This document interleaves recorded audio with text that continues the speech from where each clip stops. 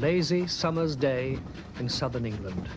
Here in the beautiful Hampshire countryside, it's business as usual for a steam train of the Mid-Hants Railway. Alresford, a picturesque town near Winchester, is a popular haunt for tourists. Its tranquil backwaters flow past oldie-worldy cottages, eventually tumbling down to the famous watercress beds.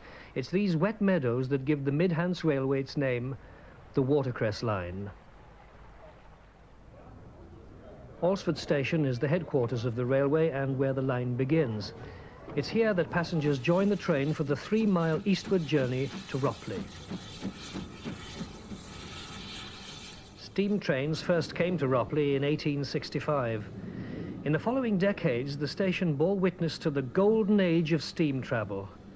Tragically, soon after its centenary, the station and the railway it served was closed by British Rail, the station having been reduced to little more than a halt. The Preservation Society transformed all that, and by April 1977, Ropley had been restored to its pre-1922 condition. Furthermore, the yard was relaid and the passing loop reinstated, and an engine shed erected. The operational engines are kept at Ropley.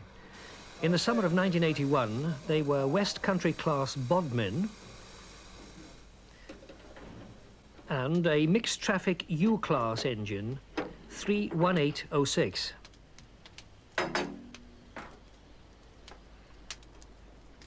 With the exception of the general manager and the shedmaster, all the workers are volunteers. You've got to be keen to get up at dawn and shift coal.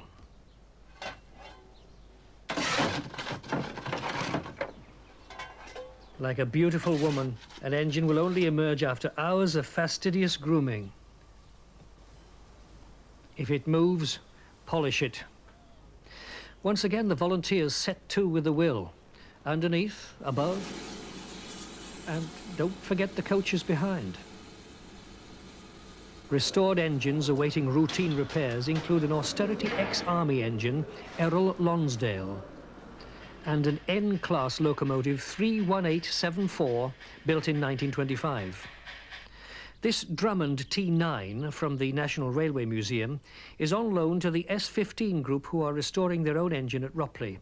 The T9s were built in 1899 for the London South Western Railway and were known as Greyhounds. 31806 comes off shed, ready for its day's duties. Operational steam engines are always popular with the public, both travelling passengers and onlookers who enjoy watching them ply their trade up and down the line.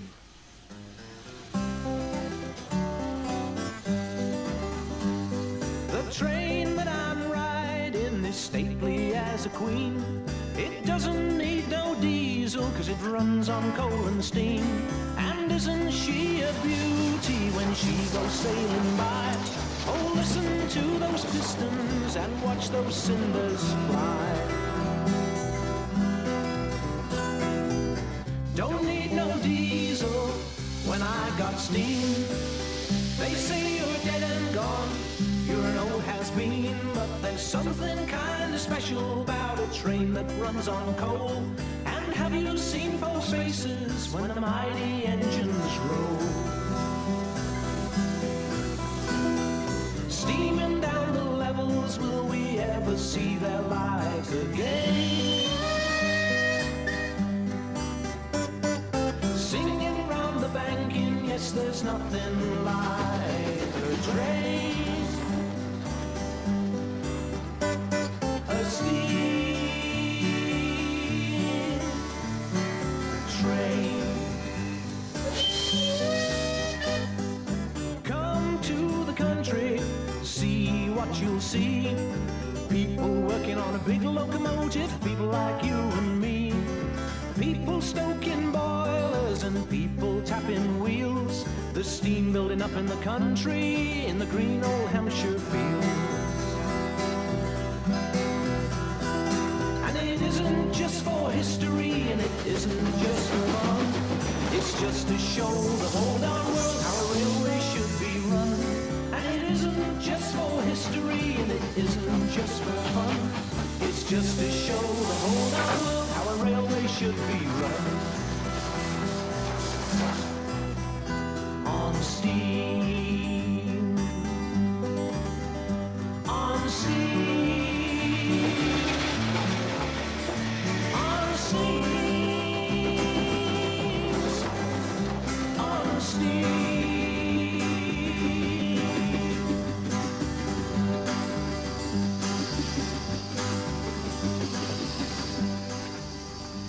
Unlike Ropley, Alresford was left largely intact when British Rail departed, with the exception of the goods yard. The original signal box at Alresford still remains in working order in the capable hands of the Signals and Telegraph Department, who take their jobs very seriously. The instruments and lever systems are as functional today as they were at the turn of the century. Polish is lavished everywhere. Behind the signal box lies the buffet coach, where the food is good enough for the staff to eat. It usually dispenses tea and cakes, but the railway intend to expand into full mobile catering in a recently purchased restaurant car. But light refreshments will still be in demand. Can I help you? Or, if you can choose wisely, you can picnic outside on a sunny day. The station is being redeveloped to offer future customers better facilities. These will include a larger shop and an invalid toilet. To maintain the character of the existing architecture, the Society purchased the redundant station at Lyme Regis, dismantled it and transported it to Alresford to provide suitable materials for the project. The extra facilities are needed. On a good day, over 2,000 people will come to enjoy the atmosphere of a steam train departure. Hurry along, please. Hurry along, please.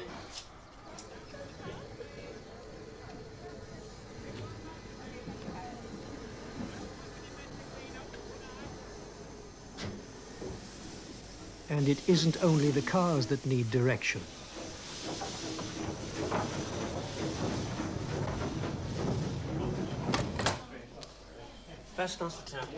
The ticket office is a far cry from today's characterless travel centres into city with air conditioning. As departure time approaches, there's that special anticipation peculiar to a steam train beginning its journey.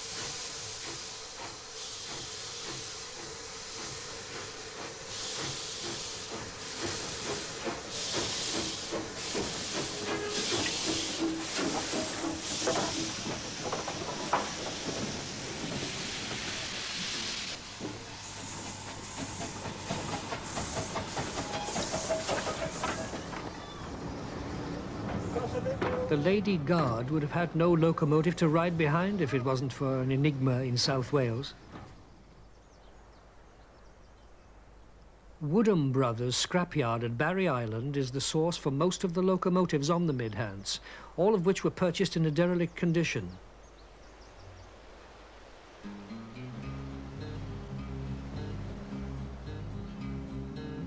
Those really were trains, with the steam and the steel and the smoke and the sparks and flames.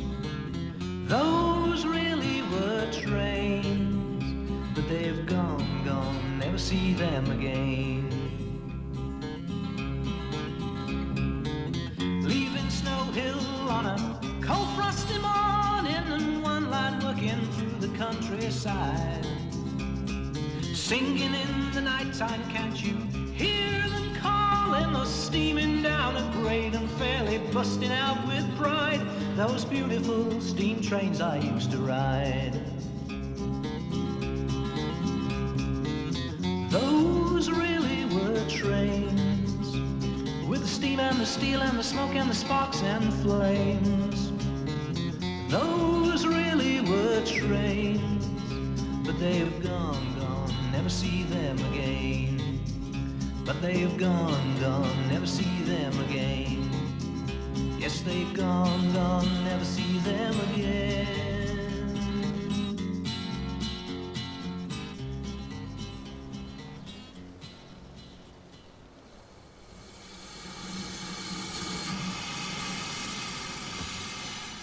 31806 is one of the many to be rescued from Barry and transformed into a gleaming, living machine. It can take anything up to 5 years and much arduous work to restore an engine to its former glory.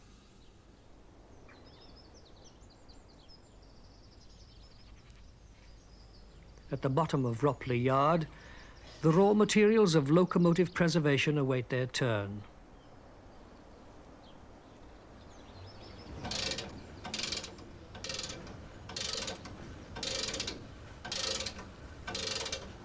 Any weekend throughout the year, the railway is a hive of activity, with volunteers at times seemingly dwarfed by the size of their projects. Age is no bar. No sex. If you can handle a file, you're in.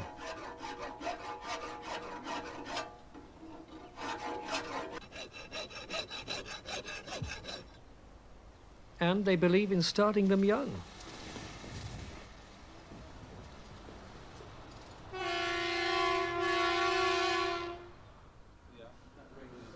The shed is a huge workshop. Engines lie side by side, being overhauled and restored.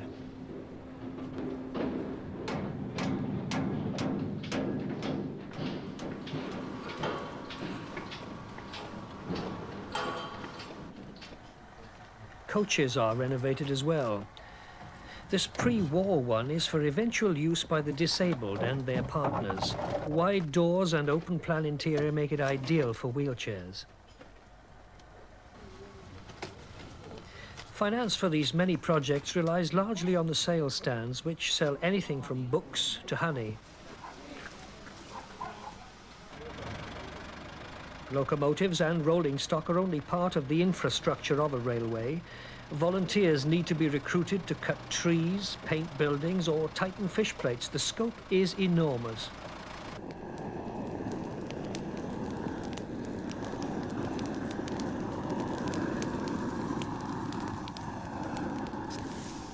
You can set fire to Hampshire, dig holes and drive a dumper truck, or avoid a hernia with a steam crane.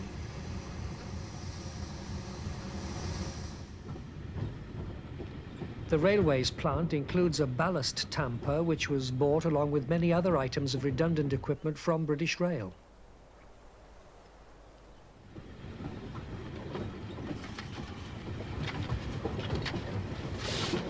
It doesn't matter how limited you think your skills are, you can be sure there's a job somewhere that can be found for you on the mid-Hants. You don't have to be Popeye to do every task. More subtle human qualities are just as much in demand. £500 first prize. All the prizes, cash prizes. £50 third prize, £200 second prize. Support the Alton extension. Arthur Beattie sold over 2,000 tickets in a season towards extending the line to Alton. The track from Ropley was lifted in March 1976. 1981 has seen the start of the railway's campaign to reinstate the line and restore the connection with British Rail. At the once badly vandalised intermediate station of Medstead and Four Marks, volunteers have already started work. The land between Alton and the present railhead has been purchased. The task now is to prepare the way and lay the track. Hopefully, it won't be too many years before trains once again continue eastwards from Ropley.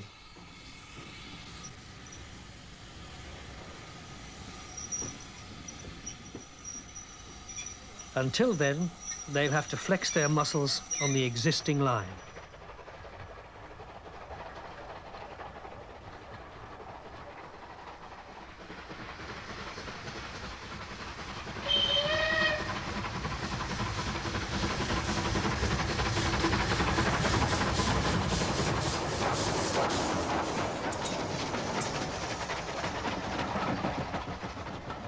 To railwaymen, a journey over the Mid-Hants was known as going over the Alps.